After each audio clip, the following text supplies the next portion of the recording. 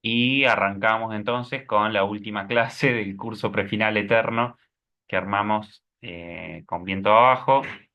Antes de arrancar, quería agradecer a quienes participaron, a quienes se sumaron.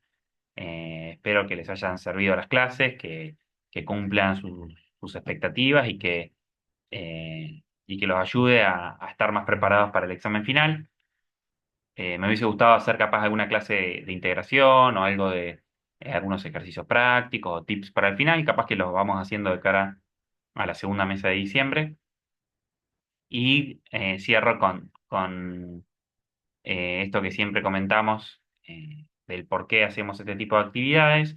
Capaz que quienes estuvieron desde el principio ya lo escucharon muchas veces, pero de verdad que para mí es muy importante que se entienda que esto no lo hacemos solamente porque nos gusta ayudar a los demás, porque eh, nada, porque nos lo pidan mucho, porque sabemos que sirve. No lo hacemos solamente por eso, lo hacemos también porque tenemos un ideal, tenemos una idea, si quieren, que es que eh, a nosotros nos gustaría que todos aquellos estudiantes que empiezan a estudiar en la facultad puedan avanzar, aprender, recibirse y ser buenos médicos y buenas médicas. Y las clases de apoyo intentan prepararnos para que nadie se termine yendo de la facultad como pasa tanto todos los años, porque les cuesta una materia, porque no entienden un ejercicio, porque no saben de dónde estudiar. Es una herramienta más, no es la única, no debería ser la única, pero nos ayuda un poco eso, a que puedan estar más cerca de cumplir su sueño de ser médicos y médicas el día de mañana, que se sientan más preparados, que tengan seguridad y que puedan avanzar en la carrera. Nada, que es una forma, capaz a veces cuesta porque es muy lejano, ¿no? Es una forma para que quienes no tienen la moneda para pagar el instituto privado, que cada vez hay más, que cada vez hay más profes particulares, que, bueno, quienes no tengan la moneda, que encuentren un lugar donde se puedan sacar las dudas y que sea eso, gratuito, que de la buena leche, a pulmón, con esfuerzo, pero que les ayude a avanzar, ¿sí? Así que eso lo repetimos siempre. Perdonen si cansamos un poco con estos discursos, pero no es papel mojado, no es letra muerta, tiene un fin y esperemos que haya cumplido ese objetivo, ese fin, sí, ese propósito. Así que bueno, chicos, quienes están ahora, muchas gracias y quienes después lo estén viendo por YouTube, también gracias por participar, que nos ayuda a que tenga más visibilidad. Compártanle estos videos a quienes vayan a preparar el final más adelante. Lo que nosotros queremos es que le sirva a la mayor cantidad de gente, porque mientras más gente lo usa, más gente, si es útil, ¿no? Si le sirve, más gente después puede aprobar, puede aprender primero, no más que aprobar, puede aprender, puede aprobar y puede estar más preparado después para cursar el segundo año, que es el año más lindo de la carrera de medicina desde mi punto de vista. Fisiología y bioquímica son dos materias hermosas. Epidemiología, hermosa. Así que, bueno, nada. Vamos a meterle, dale, así no terminamos tan tarde. Vuelvo a compartir.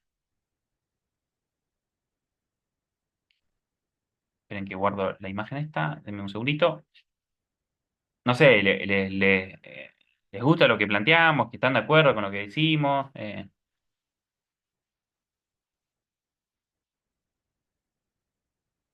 Bueno, espero que sí. Sí, Joaco, súper bien la labor. Bien ahí. Genial. Vamos a meterle. Señalización. Señalización celular.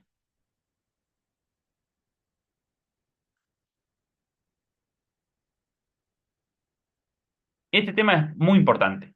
Justo con esto que decía al principio, ¿no? Para estar más preparados para segundo o para tercero. Biología te da una base del funcionamiento de la célula que no la terminamos de ver en histología o no la terminamos de entender en anatomía, vamos, ni en pedo en anatomía, que es importante igual también, pero en histología y en biología abordamos más la cuestión celular, eh, del tejido, de las moléculas, que es muy importante porque Cuando estudiamos bioquímica, por ejemplo, vemos muchas reacciones que suceden en el cuerpo, que son importantes para entender el metabolismo general, y para eso hay que conocer las reacciones, hay que conocer la termodinámica, hay que conocer las moléculas, ¿sí? Las biomoléculas, las macromoléculas, eso hay que conocer. Eh, y todo lo que tiene que ver con el funcionamiento de la célula nos sirve para fisiología, en donde hay muchos procesos que arrancan en algunas células, por ejemplo, en receptores de alguna célula, que después nos va a servir para farmacología. Entonces, este tema es muy importante para eso, pues es introductorio. Lo que vamos a ver hoy, lo van a ver en segundo en fisiología, lo van a ver en tercero en farmacología y en patología también. Lo van a ver en cuarto, ¿sí? También en farmacología aplicada. Tiene mucho que ver con eso, con físico y con fármaco, para mí este tema en particular. Así que presten atención, que si entienden bien, después van a ir más rápido en fisio y en fármaco. Nosotros tenemos un montón de células en nuestro cuerpo, tenemos células diferenciadas, tenemos células en distintos tejidos, tenemos células que tienen morfología también distinta, y esas células no están aisladas, no están aisladas en el tejido. Se comunican con las células que están al lado, se comunican con las células que están lejos, ¿sí? A distancia, y hay muchas formas de comunicar. Lo que vamos a ver hoy es principalmente eso, de qué manera se pueden comunicar las células. Aquí hay una imagen que me va a servir de introducción sobre cuáles son esos mecanismos de comunicación célula a célula, que lo voy a poner acá. Fíjense, díganme si se ve bien. Bien, si se ve bien. A ver si la puedo achicar un poquito más. Bien, fíjense, tenemos tipos de comunicación célula-célula. Las células que son contacto dependiente. Las células que son la comunicación que es contacto dependiente, fíjense, tenemos una célula que tiene un receptor y otra célula que tiene un ligando, es la señal, ¿no? Esta célula le está diciendo, entre comillas, a esta célula algo. ¿Qué le puede decir? Muchas cosas. Este tipo de comunicación contacto dependiente, nosotros lo vemos siempre en el ejemplo de eh, las células de la inmunidad que se llaman natural killer, ¿sí? Que tienen este ligando Fas y el receptor del ligando Fas, que es el ligando de muerte celular. Supónganse, esta célula que está acá es una célula que fue infectada por un virus, ¿sí? Que se replicó y que al ser infectada por un virus empezó a expresar en sus membranas proteínas que no le pertenecen. Esas proteínas que no le pertenecen o esos pedacitos de proteína que no le pertenecen se llaman antígenos. ¿Eh? Bueno, esos antígenos terminan dando lugar a que expresen este receptor, que es el receptor Fas, y esta célula, que es la natural killer, una célula del sistema inmune que la van a estudiar el año que viene en bioquímica y en fisiología seguro también, expresa el ligando Fas. Este ligando se une a esta célula y le dice morite. ¿Sí? No le dice así. Lo que está desencadenando es la apoptosis. ¿Sí? Este es uno de los mecanismos para desencadenar la apoptosis de forma exógena. Ese es un tipo de comunicación.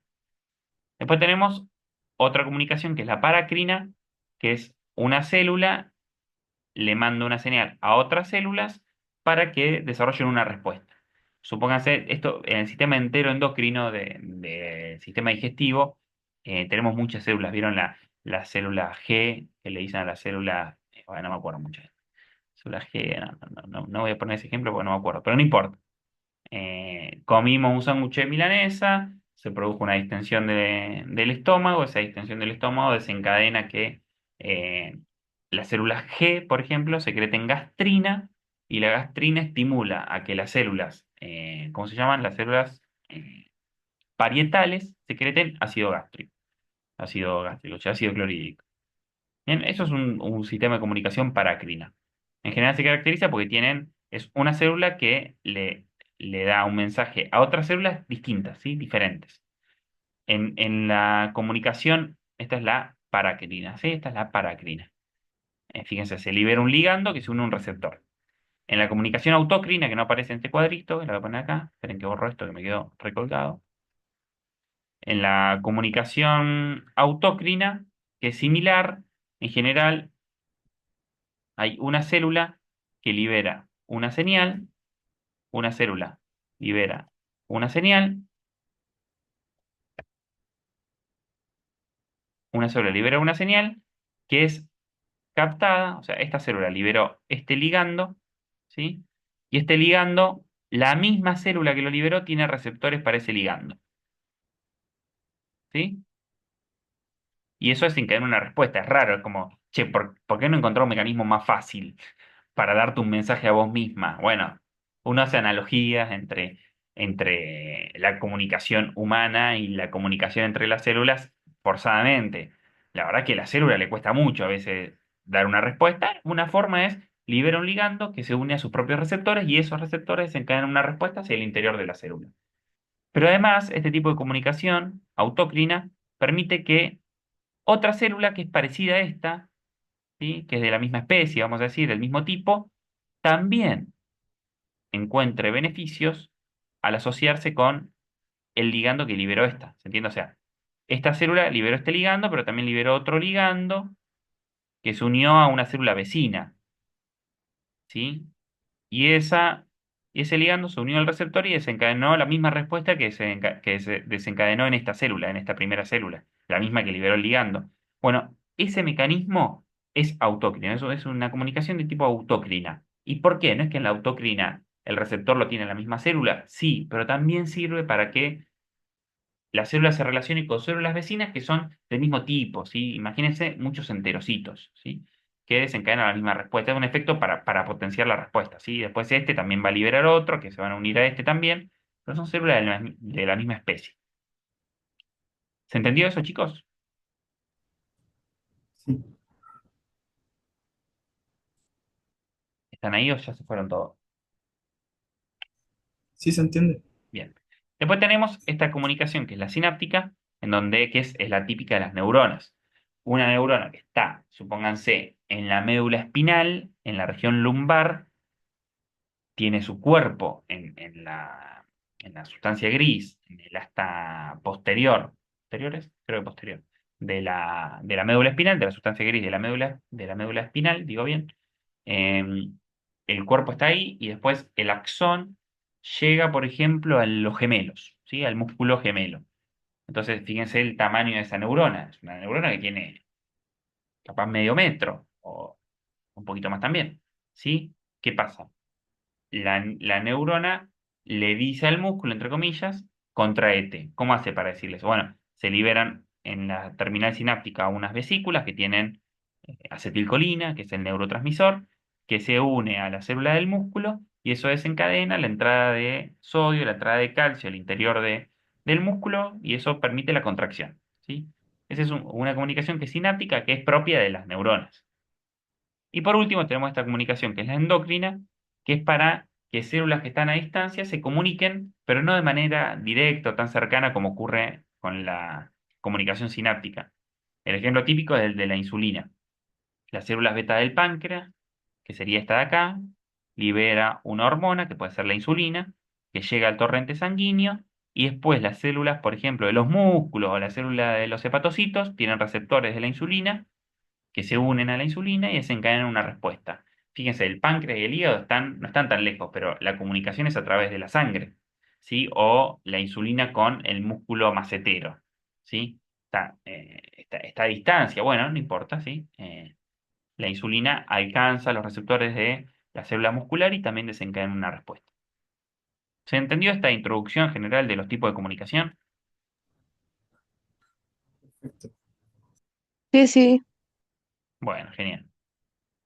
Esa respuesta puede ser de distintos tipos, o que sobreviva, o que se divida, o que haga apoptosis, o que se diferencie, o que sintetice una proteína, ¿sí? Bueno, mira, esta diapositiva está buena. El receptor es el mensaje. El ligando no importa tanto. Un ligando se puede unir a distintos receptores, ¿sí? Supónganse la adrenalina, ¿sí? La adrenalina que la secreta la corteza suprarrenal, perdón, la médula de la glándula suprarrenal. Eh, la adrenalina se puede unir a receptores alfa adrenérgicos, se puede unir a receptores beta adrenérgicos, ¿sí? Beta 1 beta 2 hay muchos tipos de receptores. Entonces, en función del tipo de receptor es la respuesta que después tenga en la célula. Y eso es importantísimo. Eso es importantísimo. Pues si se une a un receptor alfa va a haber una respuesta, si se une a un receptor beta va a haber otra respuesta. Entonces, no es tanto el mensaje, el ligando, ¿sí? El que después desencadena la respuesta, sino el tipo de receptor que tenga la célula. ¿Me explico? Por supuesto, después el ligando también es importante. No es lo mismo que se libere adrenalina a que se libere, eh, no se me ocurre ninguna antagónica, a que se libere, ¿El acetilcolina sería? bueno, acetilcolina, por ejemplo, está bueno, ¿sí? El ligando también explica, pero en realidad lo que importa es que un ligando se une a un receptor y otro ligando se une a otro receptor. Es el receptor el que termina dando una respuesta en la célula, ¿sí? Sí. Bien. A ver, esto, ¿no? Ah, bueno, después una cosa que está bueno, nosotros cuando hablamos de ligando y receptor en general, hacemos el ejemplo de ligandos que se unen a receptores de membrana. Estos son ligandos en general hidrosolubles, ¿sí? Polares, moléculas polares, que no pueden atravesar la membrana. Entonces se unen a un receptor de la membrana.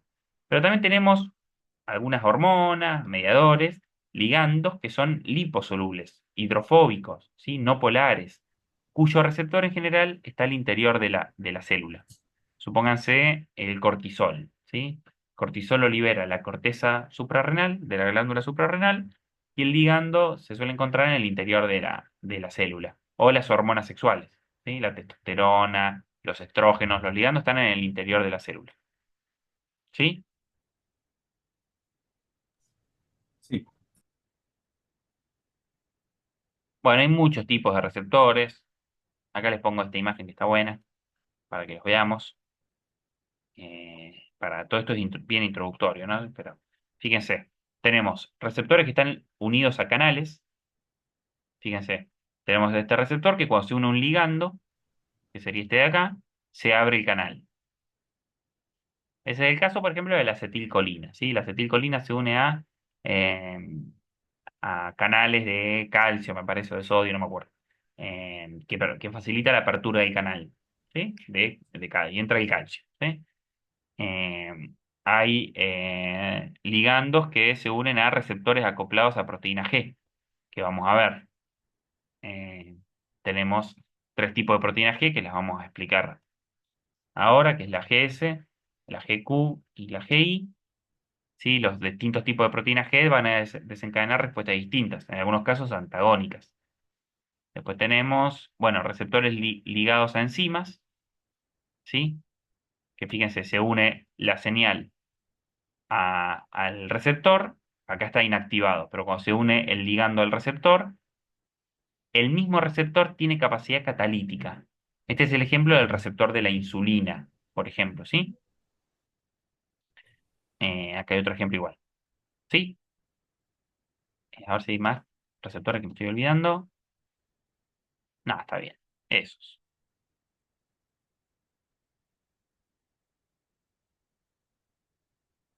Sí, la acetilcolina, claro. Se une a...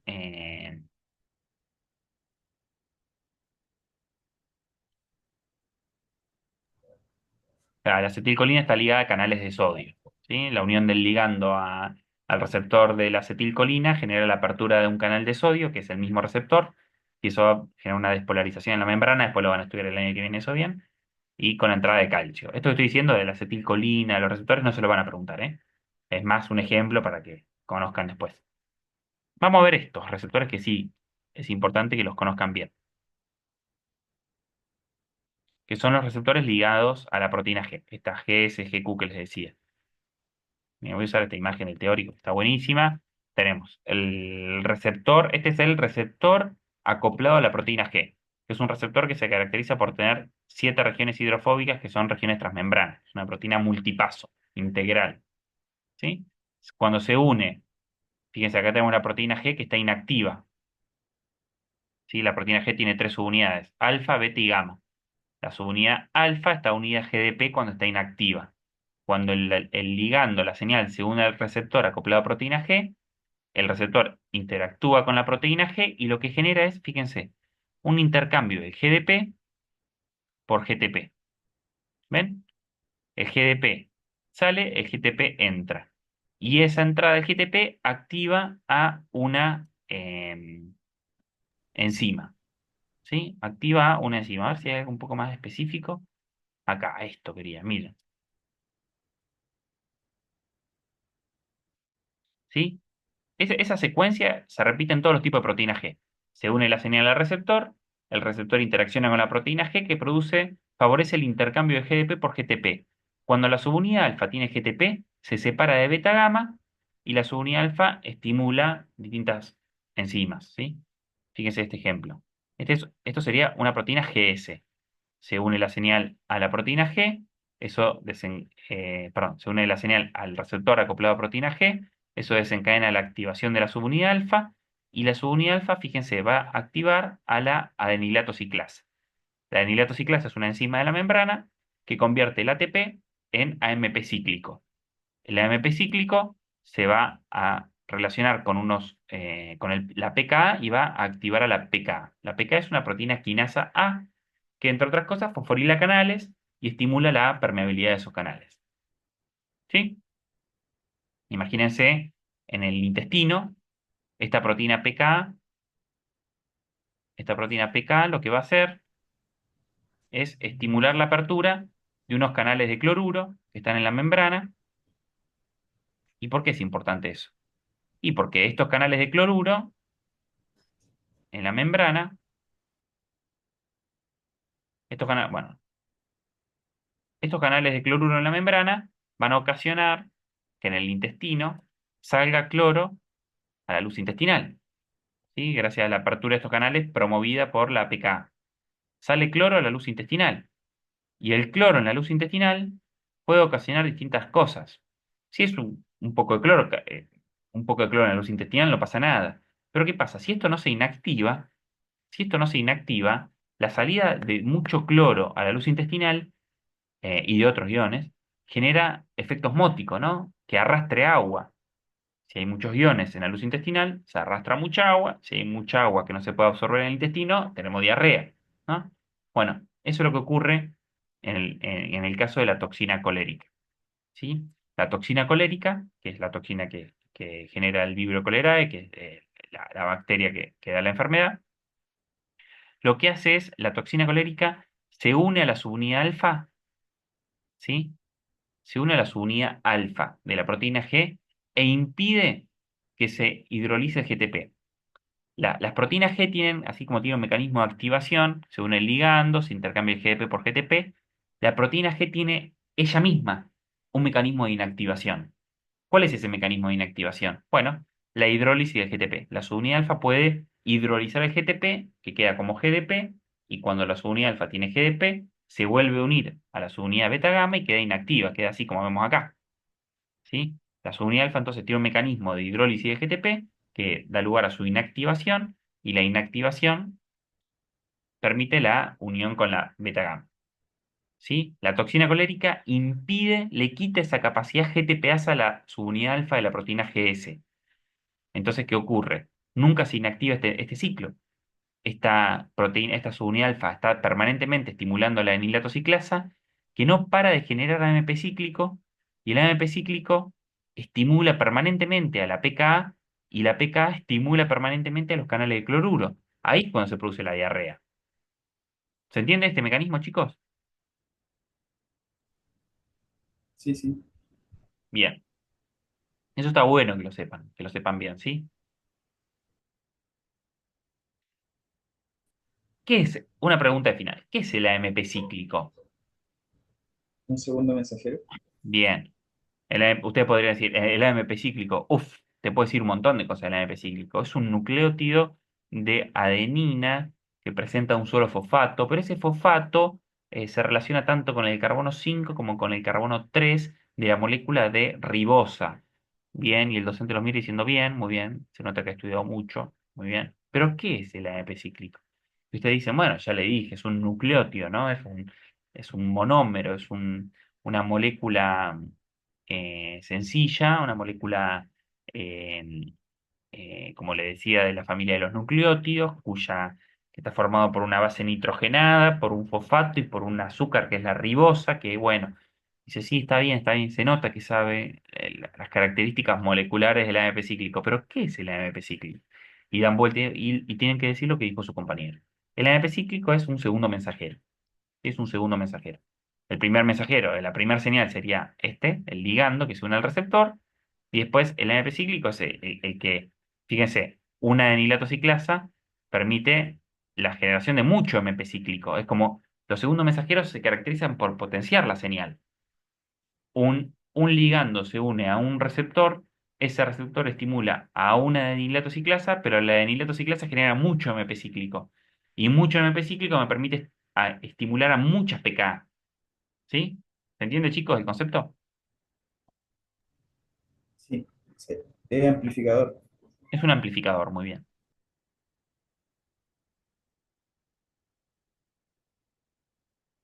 Bueno.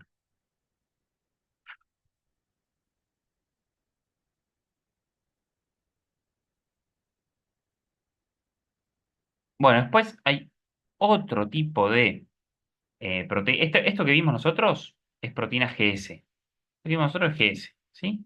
Ahora vamos a explicar qué ocurre en la GI. ¿Sí? Lo voy a cambiar unas cositas de este gráfico. ¿Qué ocurre en la GI? En, en, en la proteína GI, bueno, se une una señal. Esto es similar a toda la proteína G, ¿eh? Se une un ligando al receptor acoplado a proteína G, la subunidad alfa de la proteína G intercambia el GDP por GTP y queda activa. ¿Sí? Y puede estimular o no distintas cosas. Bueno, en el caso de la proteína GS, estimulaba a la anilato ciclasa. En el caso de la proteína GI, ocurre lo mismo. Se une la señal al receptor, el receptor genera el intercambio de GDP por GTP, eso permite que la subunidad alfa de GTP se libere, se separe de beta gamma y quede activa, pero esta subunidad alfa en la proteína GI, en vez de estimular a la anilato ciclasa, lo que hace es inhibir a la anilato ciclasa. La GI no estimula la anilato ciclasa, la inhibe. Eso genera que no pueda generar AMP cíclico y por ende que no se pueda activar la pKa. ¿Sí? Genera el efecto totalmente contrario a la proteína GS. La subunidad alfa de la proteína GI no estimula la anilato ciclasa, la inhibe. La inhibe. ¿Sí? ¿Se entiende, chicos? Y eso, nada, después hay otra enfermedad que es la que produce la bacteria que se llama Bordetella pertussis. La Bordetella pertussis libera una toxina que es la toxina pertussis, que la toxina pertussis lo que hace es impedir que en la proteína GI, la toxina colérica, actúe en GS. En el caso de la toxina de pertussis, actúa sobre aquellas proteínas G, pero GI, no GS. Y lo que genera la toxina es impedir el intercambio de GDP por GTP. Cuando se une el ligando al receptor acoplado a una proteína GI, este receptor no puede favorecer este intercambio acá, ¿ven? Este intercambio de GDP por GTP, que permite la activación de la subunidad alfa de la proteína GI, la toxina pertussis lo impide. Entonces, ¿qué ocurre? No se puede estimular la subunidad alfa de la proteína GI. Y como no se puede estimular la subunidad alfa de la proteína GI, no se puede inhibir a la anilato ciclasa. Y como no se puede inhibir a la anilato ciclasa está activa. ¿Sí? Y si la anilato ciclasa está activa, se genera mucho MP cíclico. Y si se genera mucho MP cíclico, se estimula mucho pKa. Y si se estimula mucho pKa, se abren muchos canales de cloruro. Entonces, el efecto, al fin y al cabo, termina siendo el mismo del de la toxina colérica. En distintos órganos, ¿no? Pero es el mismo. Es la superestimulación de la anilato ciclasa. La supergeneración de MP cíclico, la superactivación de la pKa y la superactivación de los canales. Nada más que en el caso de la toxina colérica actuaba en los canales que están en las células intestinales. En el caso de la toxina pertussis actúa en los canales que están en las células del epitelio respiratorio. Y eso genera que se libere cloruro a la luz bronquial y esa liberación de cloruro a la luz bronquial arrastra agua, pero no va a generar diarrea, va a generar expectoración, moco y expectoración. ¿Se entendió, chicos? Más o menos. Sí, genial. Sí, sí. Bueno, vamos con el último tipo de proteína G, que es la proteína que conocemos como GQ, acá le pongo una imagen, recompletita, fíjense, se une, todo el mecanismo es igual al principio, ¿no? Se une la señal del receptor acoplado a proteína G, este receptor estimula el intercambio de GDP por GTP de la subunidad alfa, la subunidad alfa se separa de beta gamma, pero en este caso, que como vemos es una proteína GQ, esta subunidad alfa lo que va a hacer es activar esta enzima que es la fosfolipasa C, y la fosfolipasa C lo que va a hacer es escindir, ¿sí? Hidrolizar este enlace de este fosfolípido que es el fosfatidilinositol IP3. ¿Sí? Lo que hace es romper ese enlace, fíjense, entre el diacilglicerol que queda por un lado y el IP3 que queda por otro. El IP3 se libera de citosol y lo que va a hacer es estimular canales de calcio del retículo sarcoplasmático o retículo endoplasmático liso, es lo mismo, ¿sí? Y eso estimula la liberación de calcio. El calcio y el diacilglicerol estimulan a esta proteína que es la PKC. Y la PKC va a hacer muchas cosas, entre otras cosas, estimular la contracción del músculo liso. Fui un poco rápido, pero ¿se entendió? Sí. ¿Cuál es el segundo mensajero en esta vía de señalización? El IP3 y el diacilglicerol. El IP3, el diacilglicerol y también el calcio. Todos actúan de alguna manera como potenciadores, amplificadores, como me dijo el compañero, me gustó esa palabra. Sí, chicos, ¿se entiende? Sí.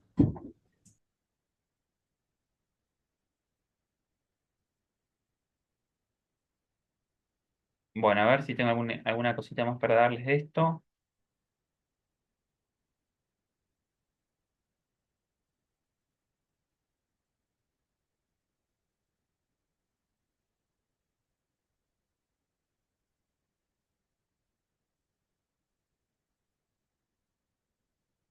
Bueno, y para cerrar, chicos, un ejemplo del otro receptor que se ve en la guía, que es el receptor asociado a estos receptores de tipo, ¿cómo se llaman?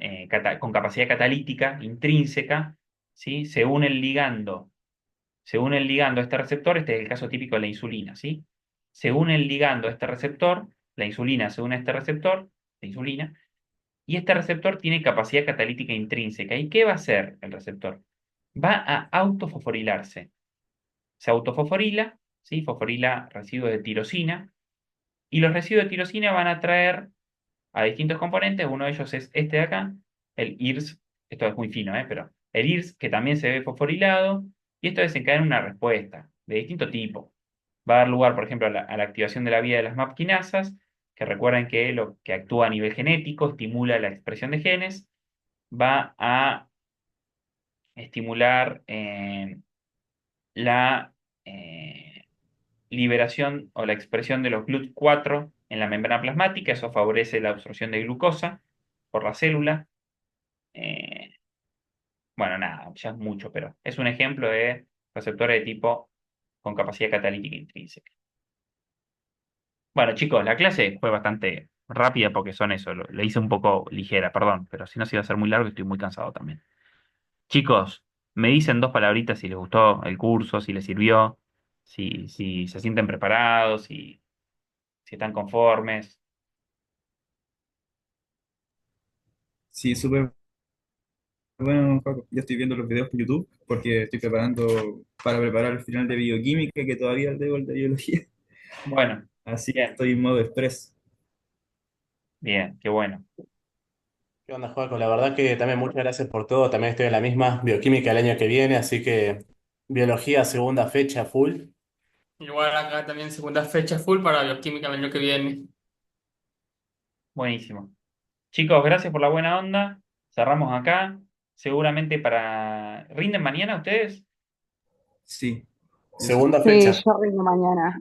Y la segunda fecha también porque yo sé que mañana no apruebo, pero bueno. No, vale, vayan con actitud, le va a ir bien. Si van así con la cabeza para abajo, no, vayan con actitud. Yo la, Saben un la montón. cursé en el 2021 y se me habían olvidado un montón de cosas y gracias al curso pude empezar a como tener memoria y acordarme de un montón de cosas que ya sabía, pero igual medio que me cuesta hablar, así que hablo sola con el espejo, soy un viejo loco, pero, Bien, me gustan Acá, los muchachos, bien, pero bien. acá bueno. también. Otro vestigio del 2021 que la está preparando y se está acordando de todo. Ay, También sí, gracias al no. curso. Gracias al curso. Ah, vamos. Vamos, chicos, bueno, vean, después si tienen tiempo, vean también los teóricos de la cátedra que profundiza mucho y posta, no es un chamullo esto, ¿eh? Vayan con actitud, vayan a comerse la cancha. Si no saben, si creen que les falta un poco, bueno, vayan a probar de guapos.